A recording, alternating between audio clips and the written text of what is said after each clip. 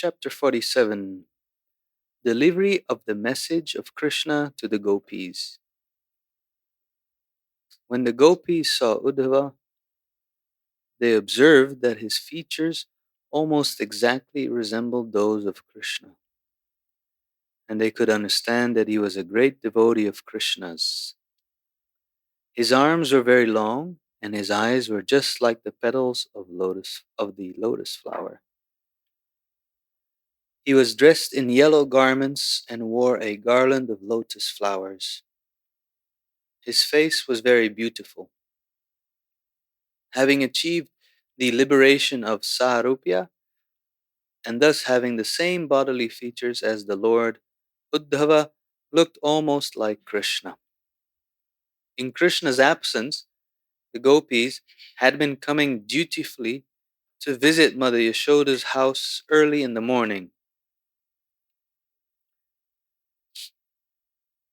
They knew that Nanda Maharaj and Mother Yashoda were always grief-stricken.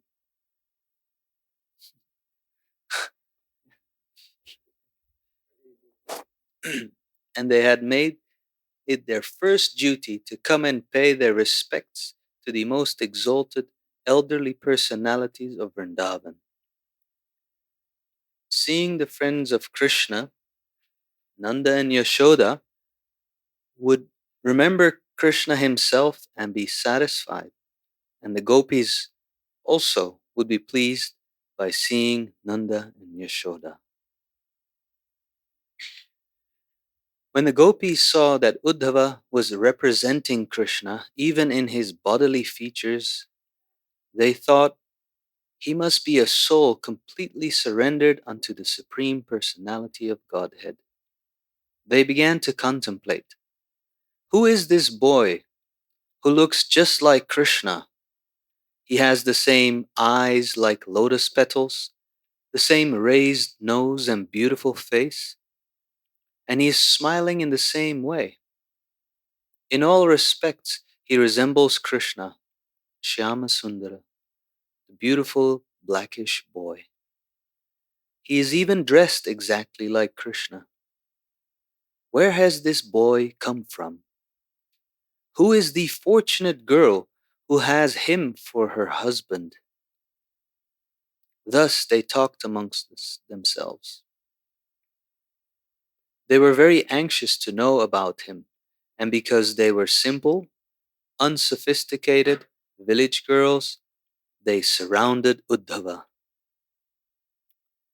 When the gopis understood that Uddhava had a message from Krishna, they became very happy and called him to a secluded place and offered him a nice sitting place. They wanted to talk with him very freely and did not want to be embarrassed before unknown persons. They welcomed him with polite words in great submissiveness. We know that you are a most confidential associate of Krishna and that he has therefore sent you to Vrindavana to give solace to his father and mother. We can understand that family affection is very strong. Even great sages who have taken to the renounced order of life cannot give up family affection cent per cent. Sometimes they think of their family members. Krishna has therefore sent you to his father and mother. Otherwise, he has no further business in Vrindavan. He is now in town. What does he have to know about Vrindavan village or the cows' pasturing grounds? These are not at all useful for Krishna because he is now a man of the city. Surely he has nothing to do with persons who do not happen to be his family members. Friendships with those outside the family continue as long as there is some selfish interest in them. Otherwise, why should one bother about those outside the family? Specifically, a person attached to the wives of others is interested in them as long as there is a need of sense gratification, just as the bumblebees have interest in flowers as long as they want to take the honey out of them. It is psychologically very natural that a prostitute does not care for her paramour as soon as he loses his money. Similarly, when the citizens find that a government is incapable of giving them full protection, they leave the country. A student, after finishing his education, gives up his relationship with the teacher and the school. A priest, after taking his reward from the worshipper, gives him up. When the fruit season is over, birds are no longer interested in the tree. Just after eating in the house of a host, the guest gives up his relationship with him.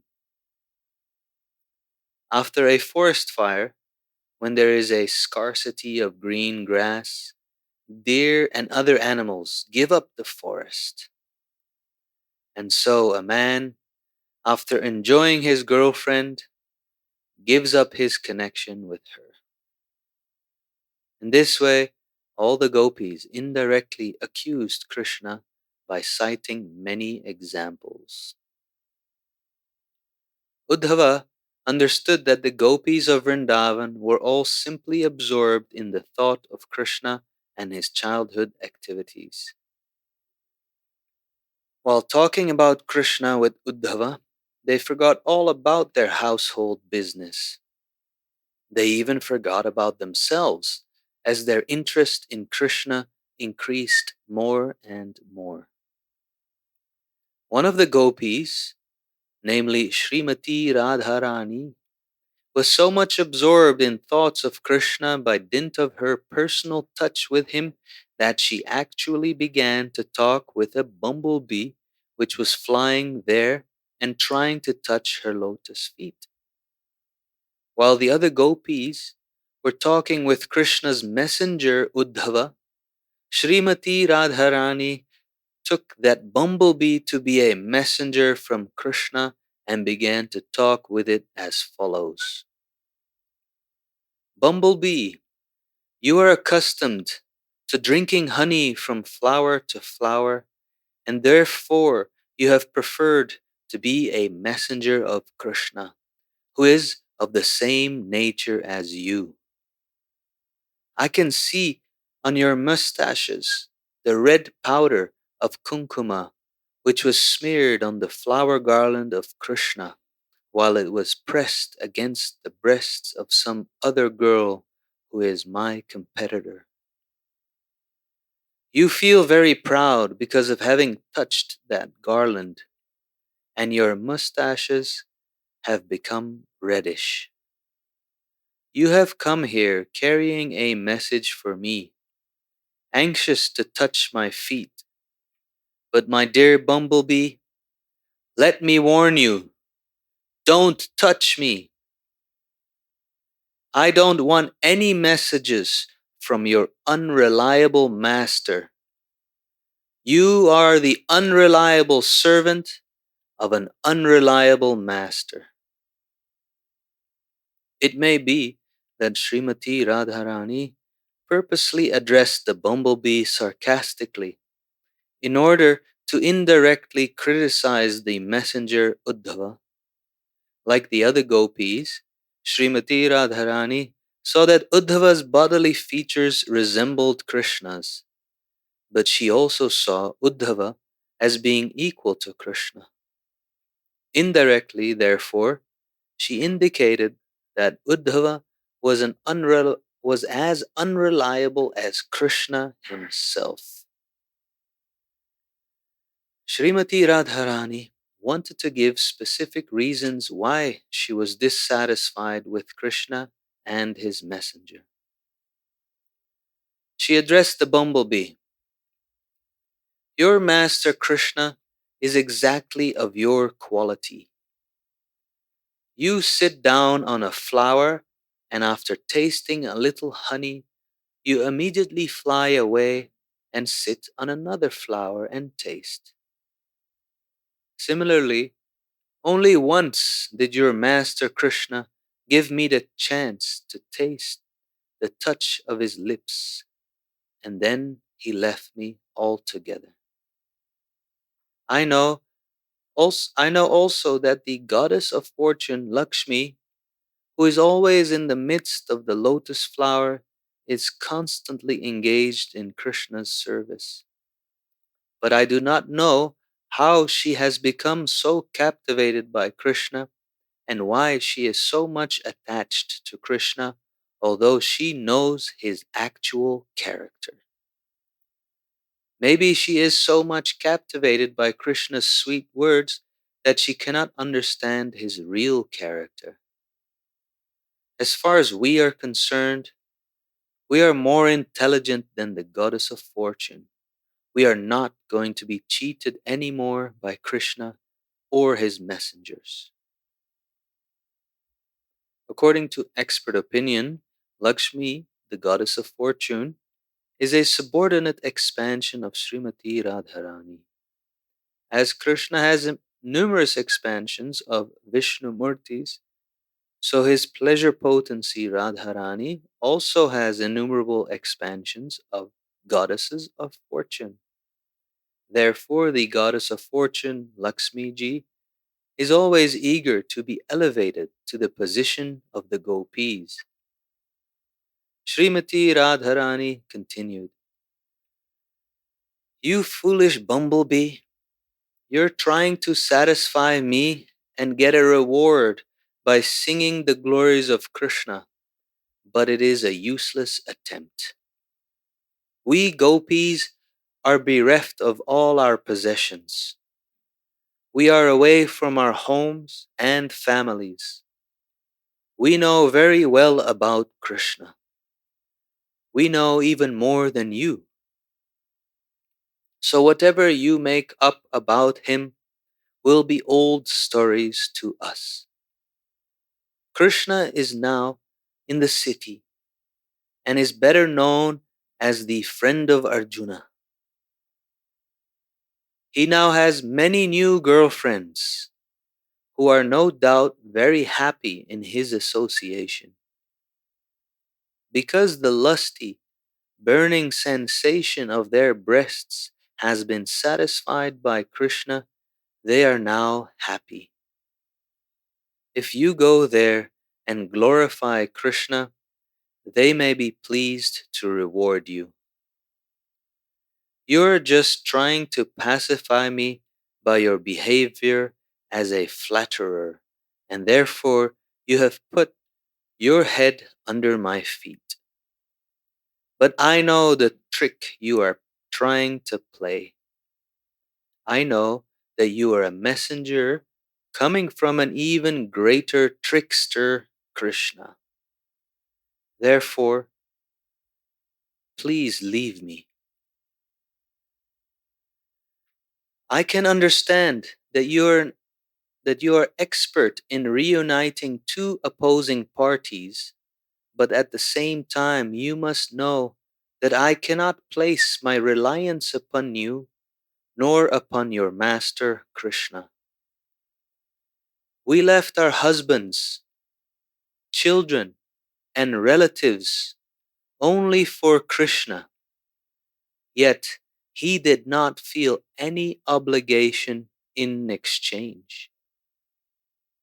At last he left us forlorn. Do you think we can place our faith in him again? We know that Krishna cannot live for a moment without the association of young women. That is his nature.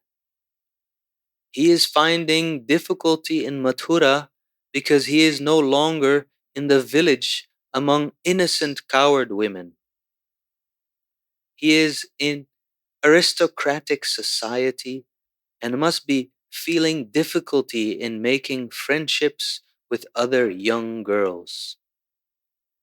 Perhaps you have come here to canvas again or to take us there.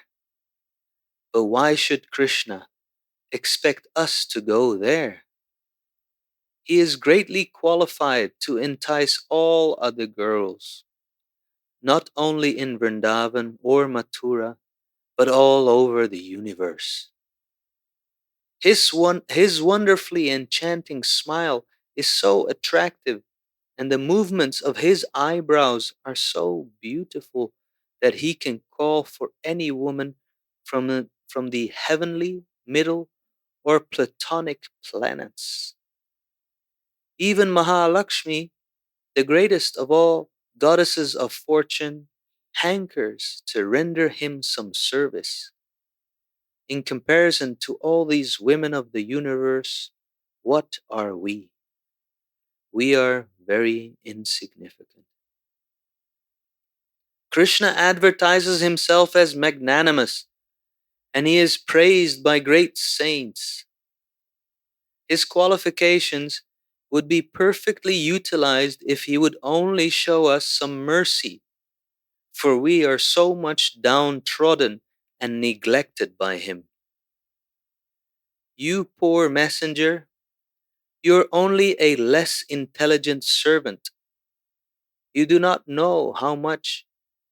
You do not know much about Krishna, how ungrateful and hard hearted he has been, not only in this life, but in his previous lives also.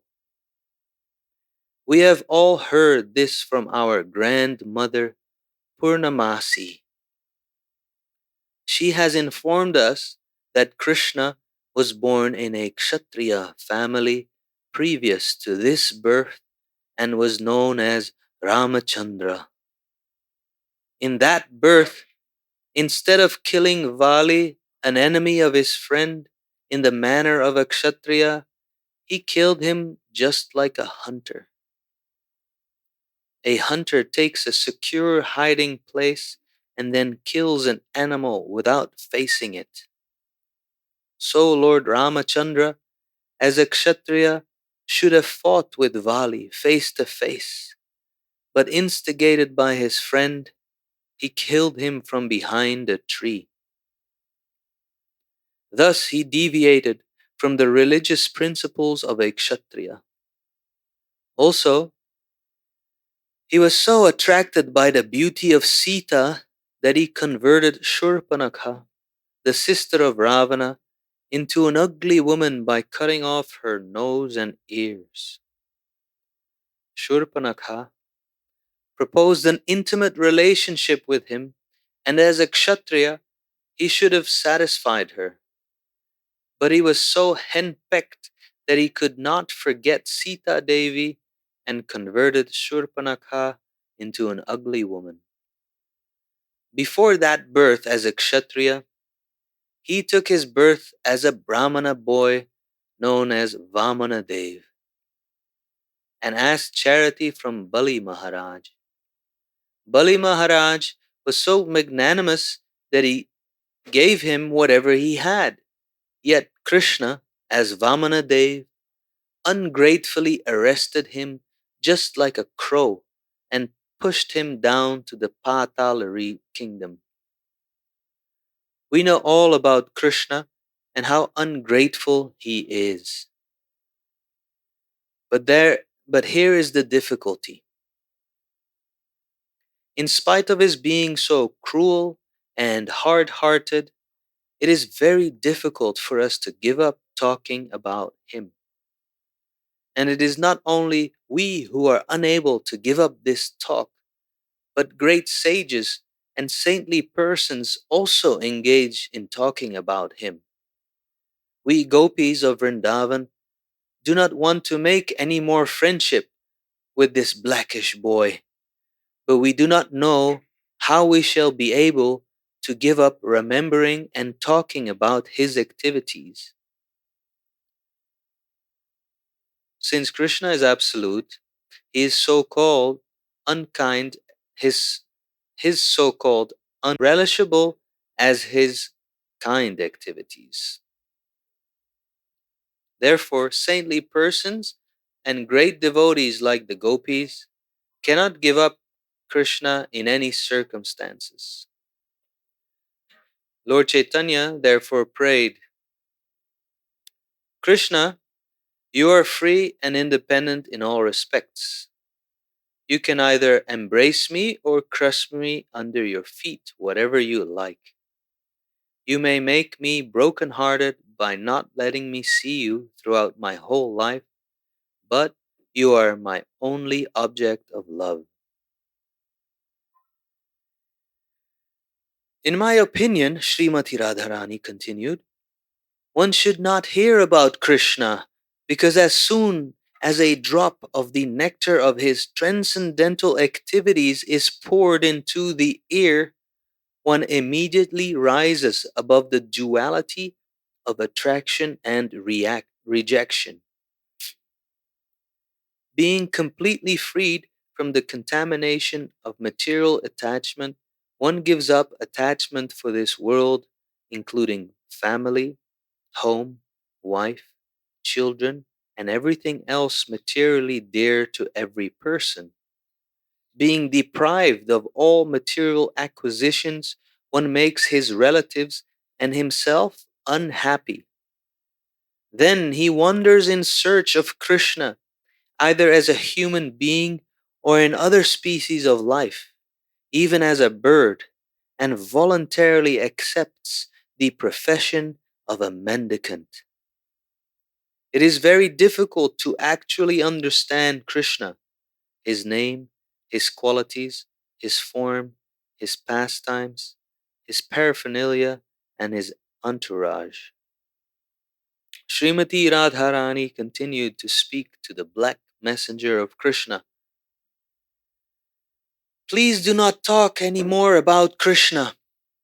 It is better to talk about something else.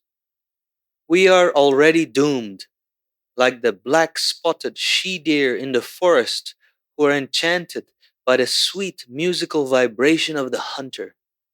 In the same way, we have been enchanted by the sweet words of Krishna and by thinking of the rays of his toenails again and again.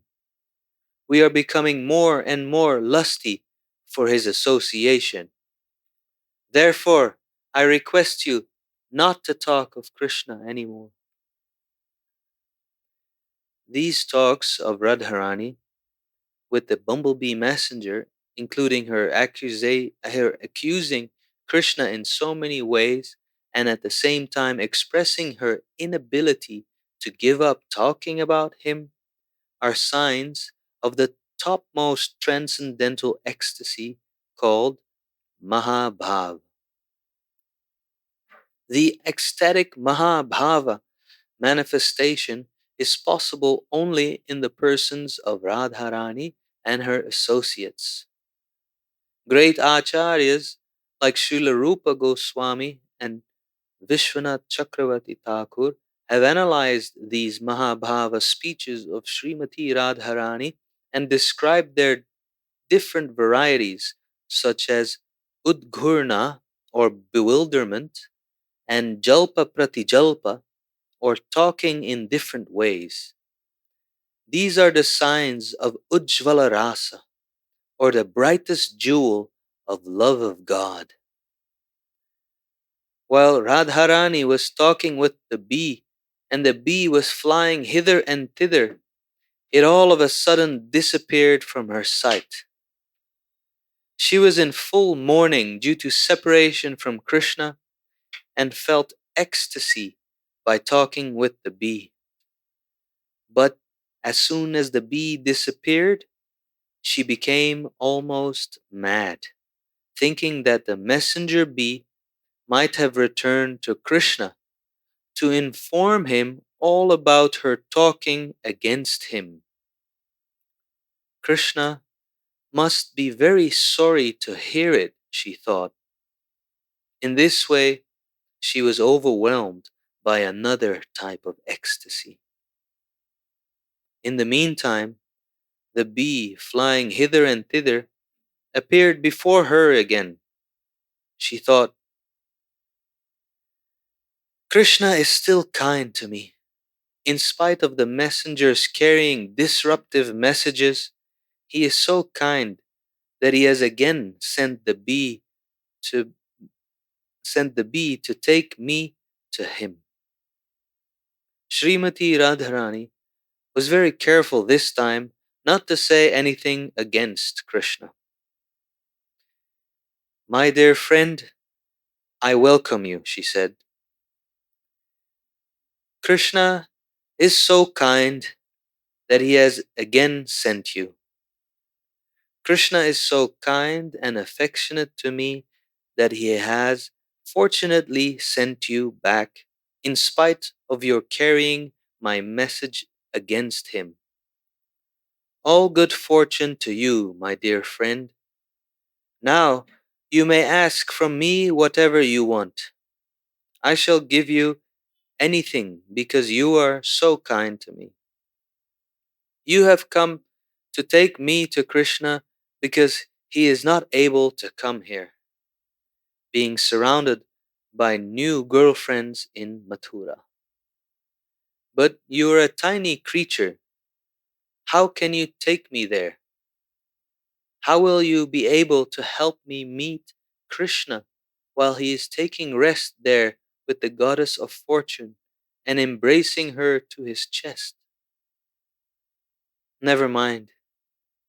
Let us forget all these things about my going there or sending you.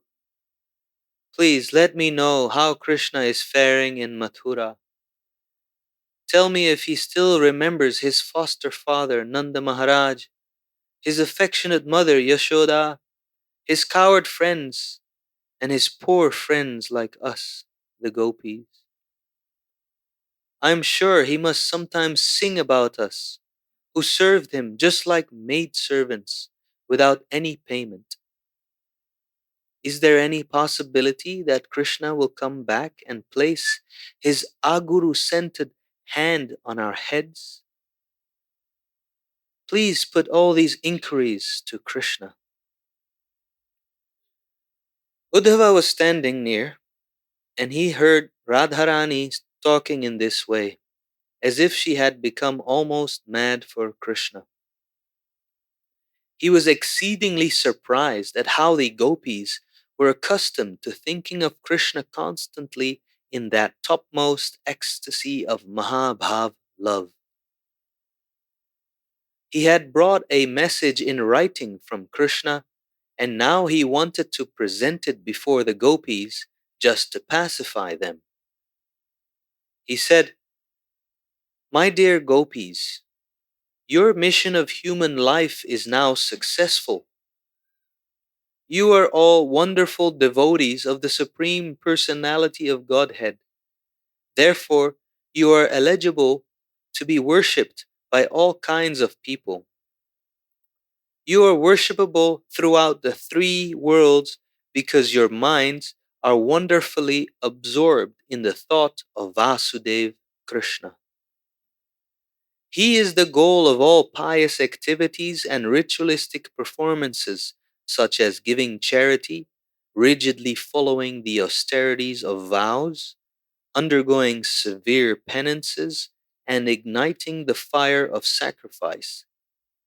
He is the purpose behind different He is the purpose behind chanting different mantras, reading the Vedas, controlling the senses, and concentrating the mind in meditation. These are some of the many different processes for self realization and attainment of perfection of life.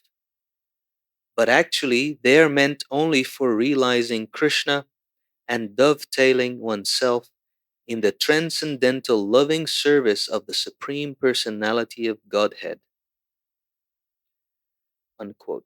This is the last instruction of the Bhagavad Gita also. Although there are descriptions of different processes of self realization, at the end, Krishna recommends that one give up everything and simply surrender unto Him. All other processes are meant for teaching one how to surrender ultimately unto the lotus feet of Krishna.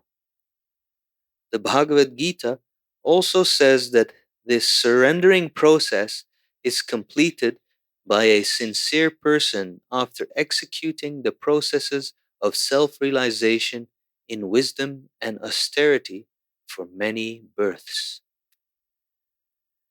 Since the perfection of such austerity was completely manifested in the lives of the gopis, Uddhava was fully satisfied upon seeing their transcendental position. He continued, "My dear gopis, the mentality you have developed in relationship with Krishna is very, very difficult to attain, even for great sages and saintly persons. You have attained the highest perfectional stage of life. It is a great boon for you that you have fixed your minds upon Krishna and have decided to have Krishna only, giving up your families, homes, relatives, husbands, and children for the sake of the Supreme Personality. Because your minds are now fully absorbed in Krishna, the Supreme Soul, universal love has automatically developed in you.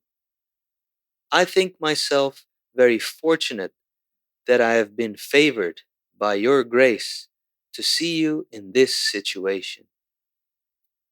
When Uddhava said that he had a message from Krishna, the gopis were more interested in hearing the message than in hearing about their exalted position. They did not very much like being praised for their high position. They showed their anxiety to hear the message Uddhava had brought from Krishna. Uddhava said, "My dear gopis, I am especially deputed to carry this message to you, who are such great and gentle devotees. Krishna has specifically sent me to you because I am his most confidential servitor." Uddhava did not deliver to the gopis the written message brought from Krishna, but he personally read it to them. The message was very gravely written, so that not only the gopis, but all empiric philosophers might understand how pure love of God is intrinsically integrated with all the different energies of the Supreme Lord. From the Vedic information, it is understood that the Supreme Lord has multi energies. Parasya Saktir Vividhaiva Shruyate. Also, the gopis were such intimate personal friends of Krishna that while he was writing the message for them, he was so moved that he could not write distinctly. Uddhava, as a student of Brihaspati, had very sharp intelligence. So instead of handing over the written message, he thought it wise to read it personally and explain it to them. Uddhava continued, "These are the words of the personality of Godhead. My dear gopis, my dear friends, please know that separation between ourselves is impossible at any time, at any place, or under any circumstances, because I am all pervading." Unquote. This all pervasiveness of Krishna is explained in the Bhagavad Gita in both the ninth and seventh chapters. In the ninth chapter, Krishna is described as all pervasive in his impersonal feature. Everything rests in him, but he is not personally present everywhere. And in the seventh chapter, it is stated that the five gross elements, earth, water, fire, air, and sky, and the three subtle elements, mind, intelligence, and ego, are all his inferior energies. But there is another, superior energy, which is called the living entity. The living entities are also directly part and parcel of Krishna. Therefore, Krishna is both the material and the efficient cause of everything. He is always intermingled with everything as a cause and effect. Not only the gopis, but all living entities are always inseparably connected with Krishna in all circumstances. The gopis, however, are perfectly and thoroughly in cognition of this relationship with Krishna, whereas the living entities, under the spell of Maya, the illusory energy, are forgetful of Krishna and think themselves separate identities having no connection with him. Love of Krishna, or Krishna consciousness, is therefore the perfection of real knowledge in understanding things as they are. Our minds can never be vacant. The mind is constantly occupied with some kind of thought, and the subject matter of such thought cannot be outside the eight elements of Krishna's energy. One who knows this philosophical aspect of all thoughts is actually a wise man, and he surrenders unto Krishna. The gopis are the epitome of this perfectional stage of knowledge. They are not simple mental speculators. Their minds are always in Krishna. The mind is nothing but the energy of Krishna. Actually, any person who can think, feel, and will cannot be separated from Krishna. But the stage in which he can understand his eternal relationship with Krishna is called Krishna consciousness.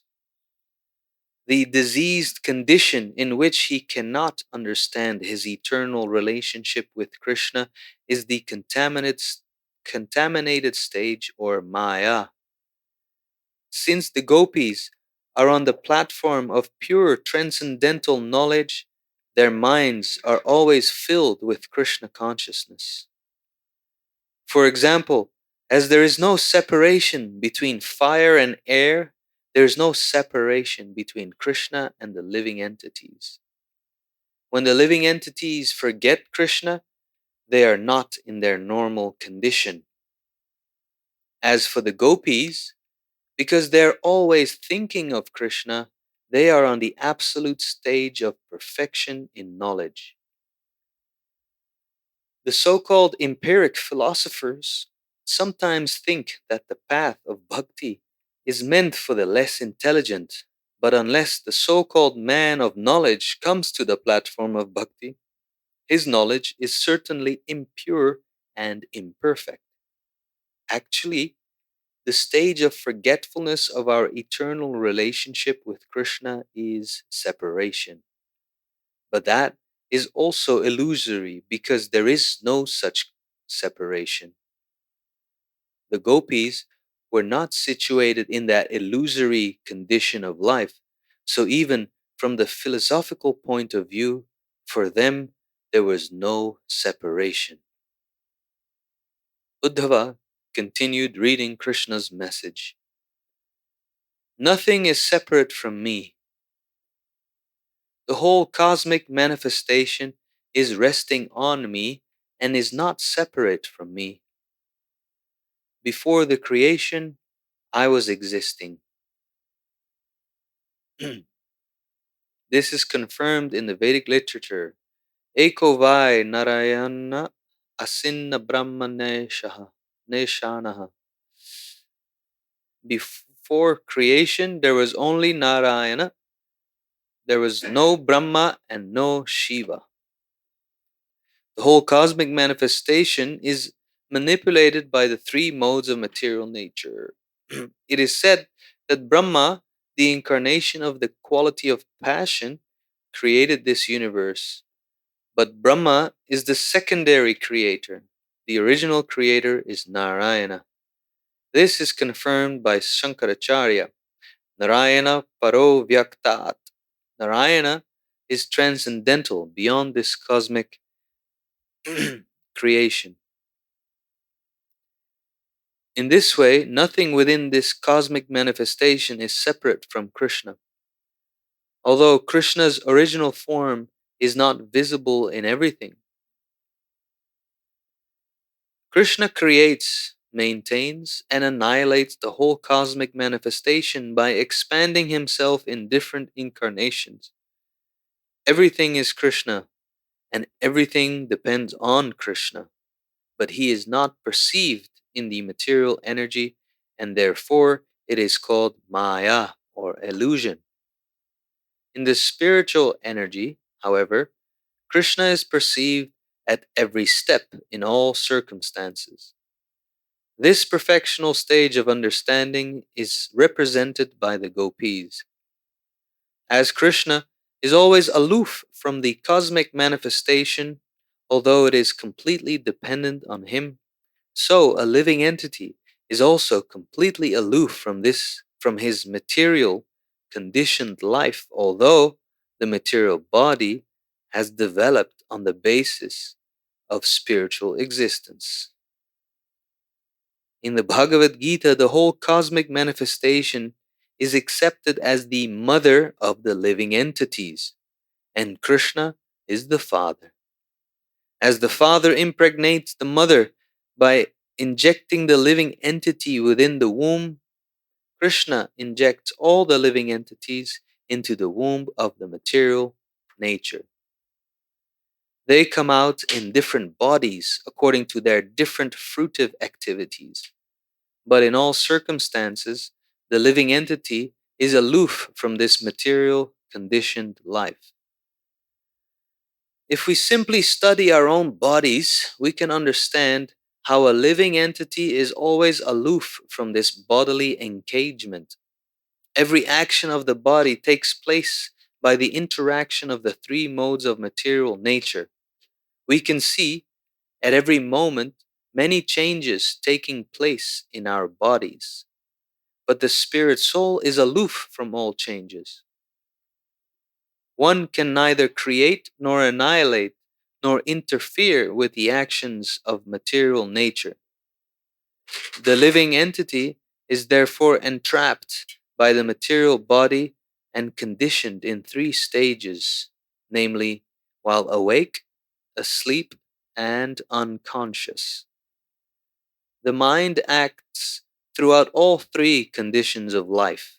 The living entity in his sleeping or dreaming condition sees something as real, and when awake, he sees the same thing as unreal. It is concluded, therefore, that under certain circumstances he accepts something as real, and under other circumstances he accepts the very same thing as unreal. These matters are the subject of study for the empiric philosopher or the Sankhya yogi. To come to the right conclusion, Sankhya yogis undergo severe austerities and penances, practicing control of the senses and renunciation. All these different ways of determining the ultimate goal of life are compared to rivers, and Krishna is compared to the ocean. As the rivers flow down towards the ocean, all attempts for knowledge flow towards Krishna.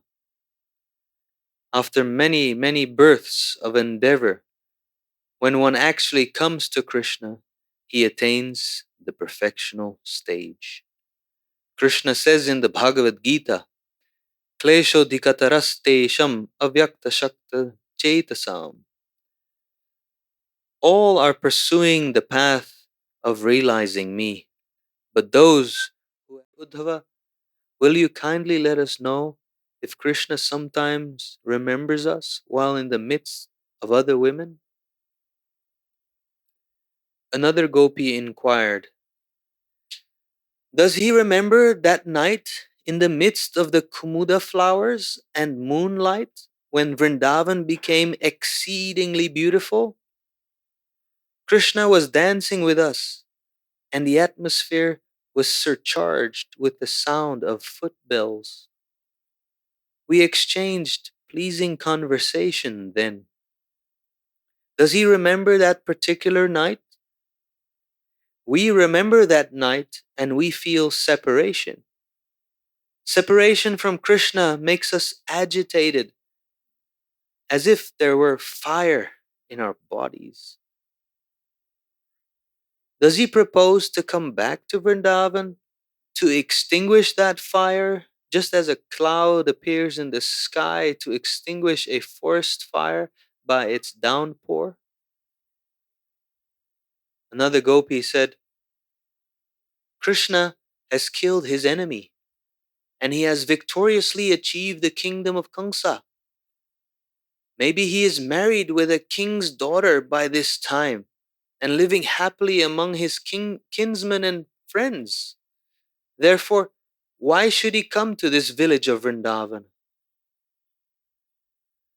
Another gopi said, Krishna is the Supreme Personality of Godhead, the husband of the goddess of fortune, and he is self-sufficient. He has no business either with us, the girls in the Vrindavan forest, or with the city girls in Mathura. He is the great super soul.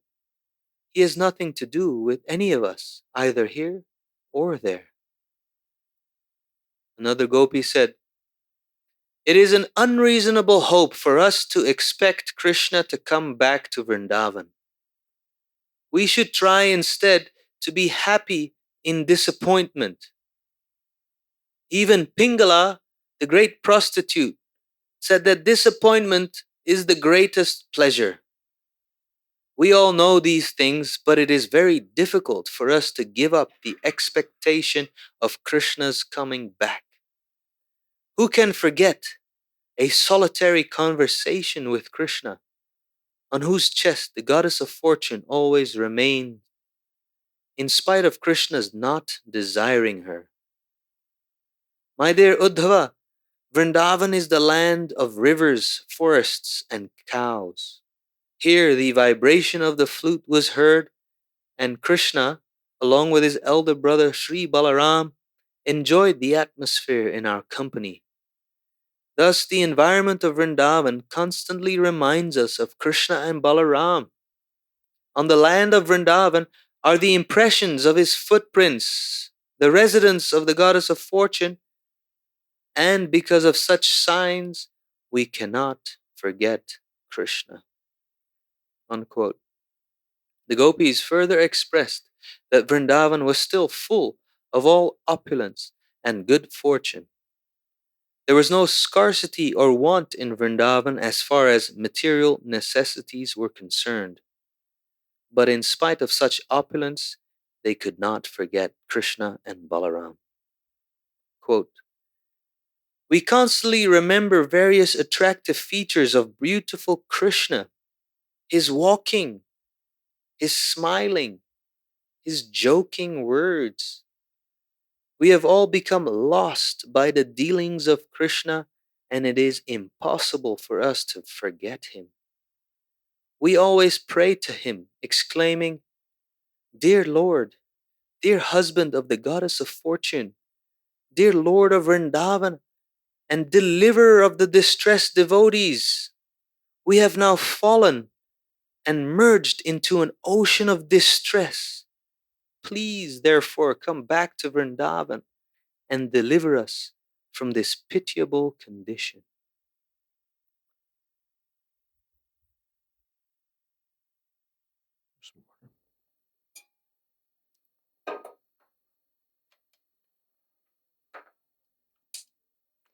There's a lot still to read, isn't there?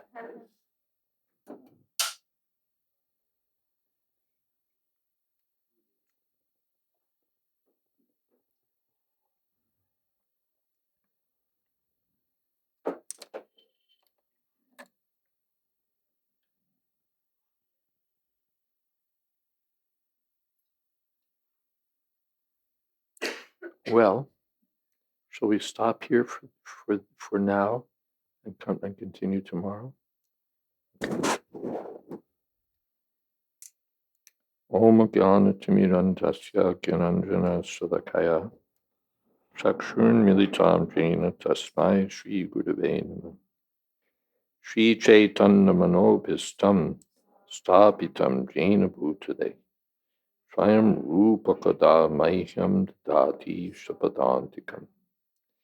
Vandeham Shri Guru Shri Jadapada Kamalam Shri Gurun Vaishnavamscha Shri Rupam Shagrajatam Shahagana Raghunathan Vitam Stam Sajivam Sadvaitam Savatutam Parijana Sahitam Krishna Chaitanya Devam Shri Radha Krishna Padan Shahagana Lolita Sri Vishakan Vitamscha.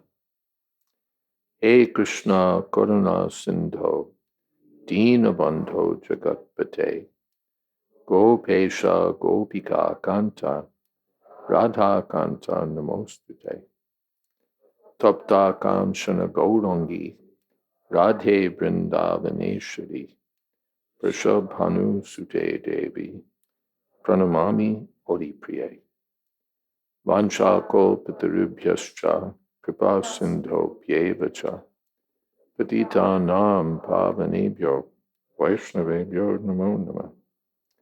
Shri Krishna Chaitanya Prabhu Nityananda Shri Advaita Gadadhar Shivasadi Gaur Bhaktavinda. Hare Krishna, Krishna Krishna, Hare Hare, Hare Rama, Rama Rama, Hare Hare.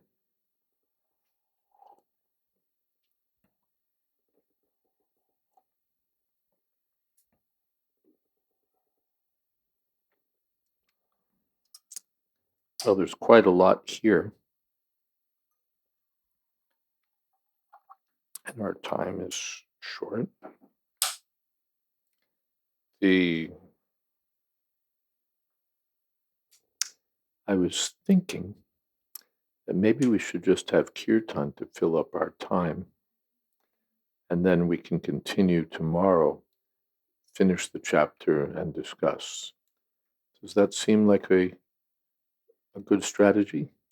Our kirtan has been rather short. We cut ourselves tight yesterday, like 7 minutes for kirtan or something like that, which is really not much.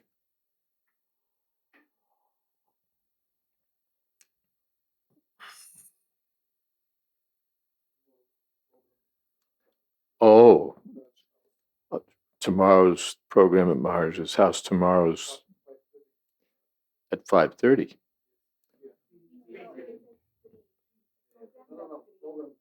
Say again.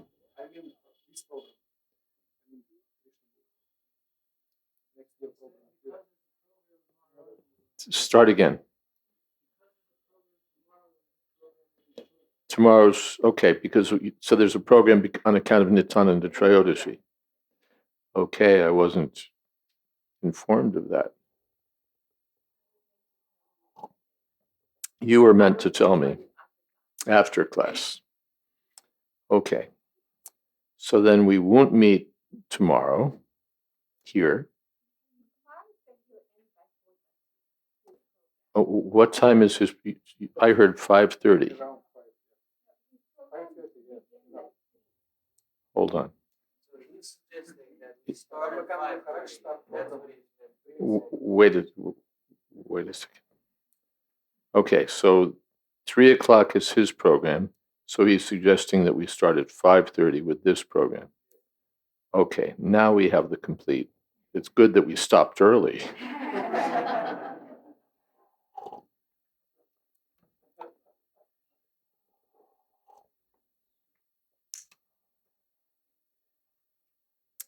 Okay, so we have an hour tomorrow at 5:30. Okay, so pretty good that we know something.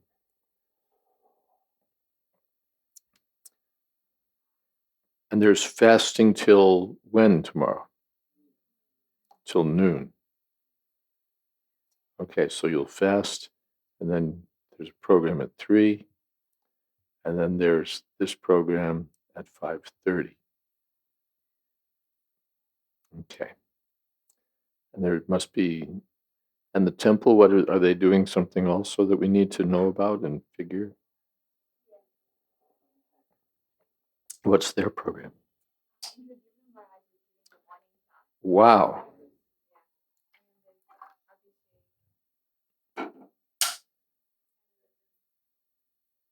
Tomorrow's packed. Indra Dunmarj is giving. Okay, let's see what you've got. Hope it doesn't go away.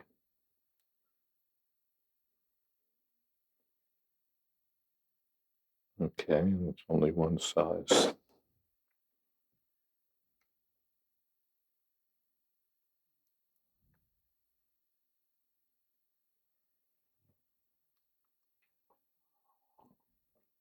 Thank you.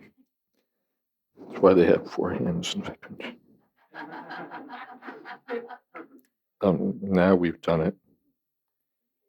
We lost our. Okay.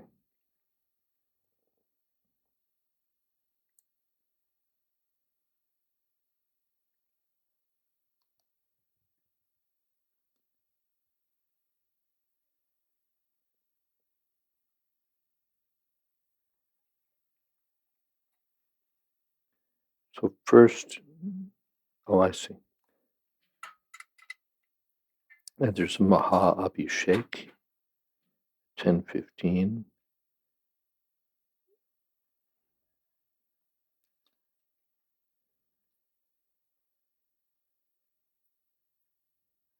Okay, so that's the last program of sort of last special program is at 8 o'clock till 10:15 is class, and then there's an Abhishek, and you'll send me this, right? And then there's Makana Maharaj's program, and then there's this program. Okay, so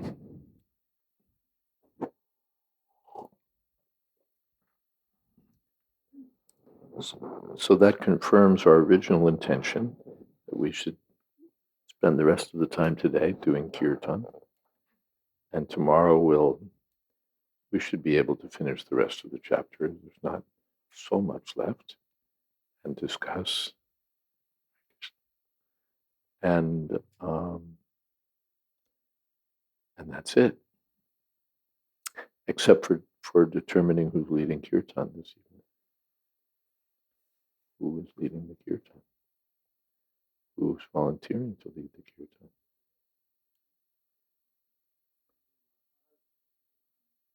You're volunteering. Okay, you're on.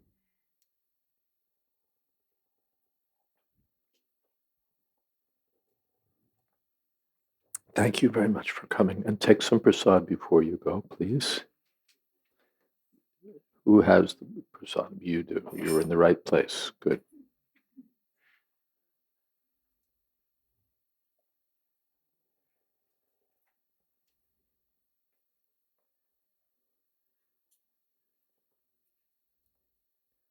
Hare Krishna.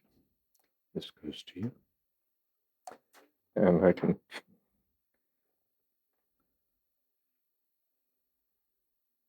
I'll give up this microphone as quickly as I can.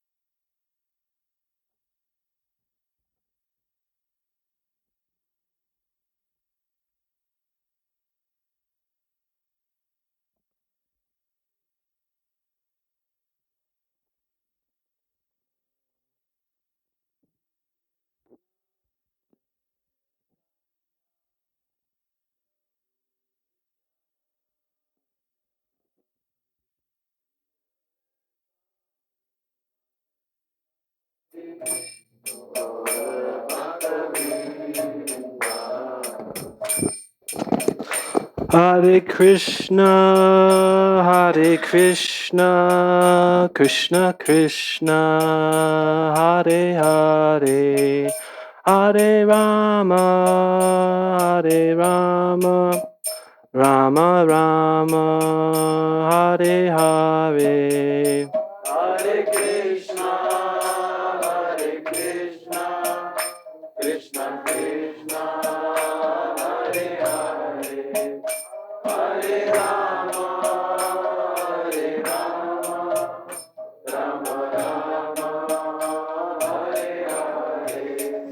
Hare Krishna, Hare Krishna, Krishna Krishna, Hare Hare, Hare Rama, Hare Rama, Rama Rama, Hare Hare. Hare Krishna, Hare Krishna, Krishna Krishna, Hare Hare, Hare Rama, Hare Rama, Rama Rama, Hare Hare.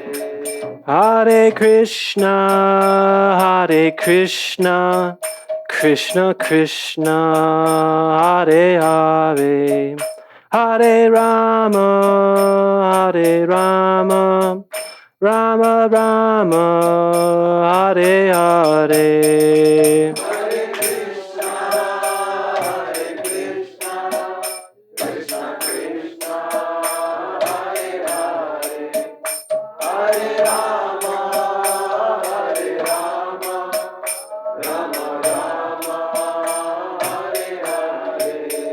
Hare Krishna, Hare Krishna, Krishna Krishna, Hare Hare, Hare Rama, Hare Rama, Rama Rama, Hare Hare. Hare Krishna, Hare Krishna, Krishna Krishna, Hare Hare, Hare Rama, Hare Rama, Rama Rama, Hare Hare. Hare Krishna, Hare Krishna, Krishna Krishna, Hare Hare, Hare Rama, Hare Rama, Rama Rama, Hare Hare. Hare Krishna, Hare Krishna, Krishna Krishna, Hare Hare, Hare Rama, Hare Rama, Rama Rama, Hare Hare. Hare Krishna, Hare Krishna, Krishna Krishna, Hare Hare, Hare Rama, Hare Rama, Rama Rama, Hare Hare. Hare Krishna, Hare Krishna, Krishna Krishna, Hare Hare, Hare Rama, Hare Rama, Rama Rama, Hare Hare. Hare Krishna, Hare Krishna, Krishna Krishna, Hare Hare, Hare Rama, Hare Rama, Rama Rama, Hare Hare. Hare Krishna, Hare Krishna, Krishna Krishna, Hare Hare, Hare Rama, Hare Rama, Rama Rama, Hare Hare. Hare Krishna, Hare Krishna, Krishna Krishna, Hare Hare, Hare Rama, Hare Rama, Rama Rama, Hare Hare. Hare Krishna, Hare Krishna, Krishna Krishna, Hare Hare, Hare Rama, Hare Rama, Rama Rama, Hare Hare. Hare Krishna, Hare Krishna, Krishna Krishna, Hare Hare, Hare Rama, Hare Rama, Rama Rama, Hare Hare.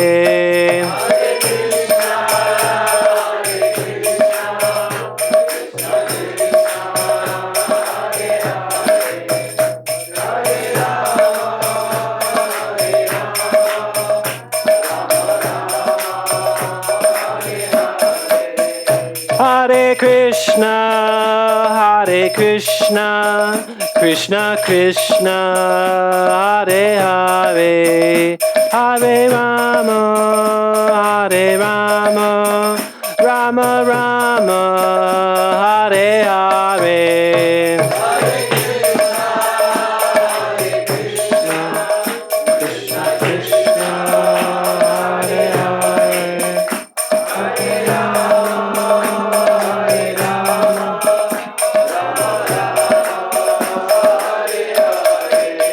Hare Krishna, Hare Krishna, Krishna Krishna, Hare Hare, Hare Rama, Hare Rama, Rama Rama, Hare Hare.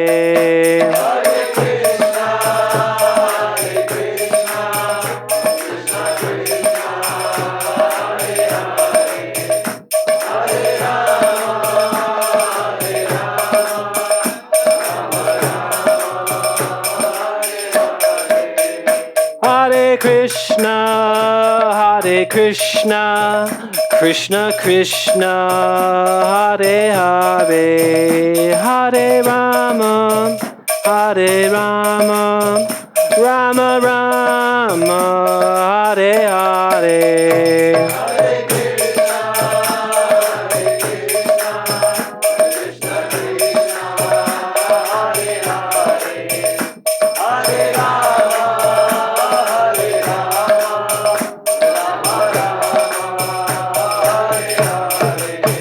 Hare Krishna, Hare Krishna, Krishna Krishna, Hare Hare, Hare Rama, Hare Rama, Rama Rama, Hare Hare.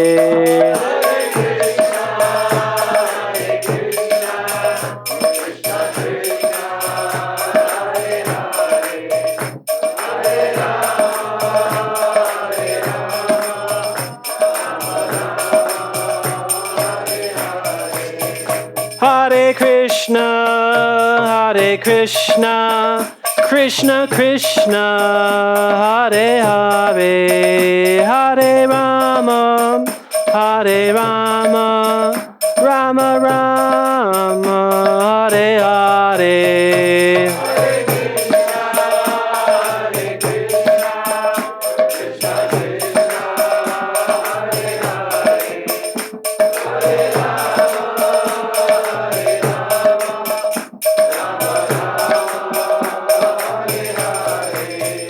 Hare Krishna, Hare Krishna, Krishna Krishna, Hare Hare, Hare Rama, Hare Rama, Rama Rama, Hare Hare.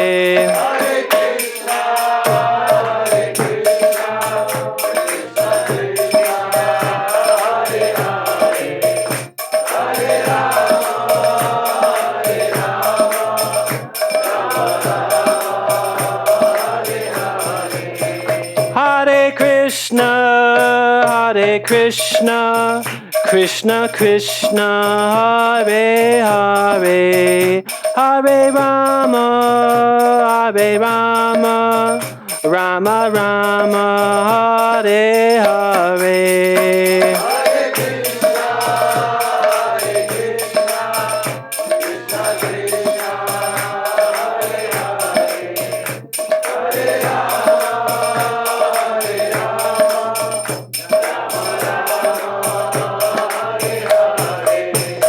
Hare Krishna, Hare Krishna, Krishna Krishna, Hare Hare, Hare Rama, Hare Rama, Rama Rama, Hare Hare.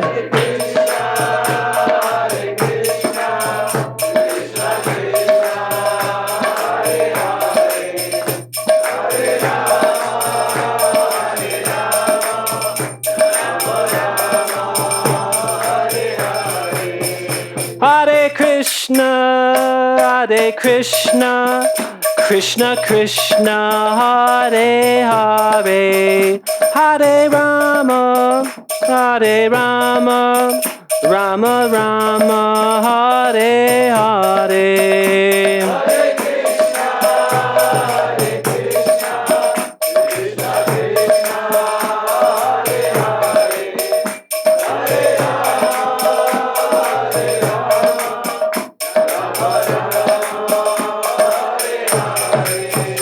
Hare Krishna, Hare Krishna, Krishna Krishna, Hare Hare, Hare Rama, Hare Rama, Rama Rama, Hare Hare.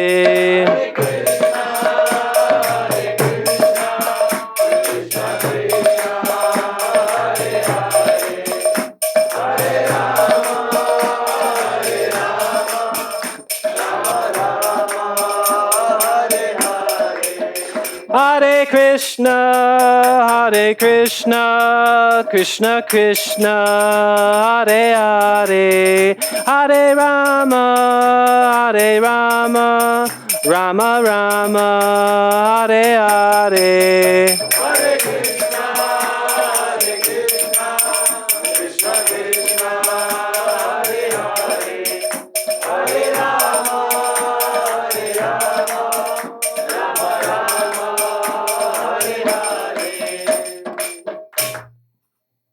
Jai Om Vishnuvad Panamansa Pariprajukacharya Ashtotar Sri Srimad A.C. Bhakti Vedanta Swami Maharaj Prabhupada Ki Jai Ananta Koti Vaishnavrinda Ki Jai Namacharya Sridhar Haridas Thakur Ki Jai Prem Se Kaho Shri Krishna Chaitanya Prabhu Nityananda Shri Advaita Gadadhar Shivasadi Gaur Bhakta Vrinda Ki Jai Sri Sri Radha Krishna Gop Gopinath Sham Kund Radha Kund Giri Govardhan Ki Jai Vrindavan Dham Ki Jai Navadip Dham Ki Jai Jagannath Puri Ki Jai Ganga Mai Ki Jai Jamana Mai Ki Jai Tulsi Devi Ki Jai Bhakti Devi Ki Jai Samaveta Bhakta Vrinda Ki Jai.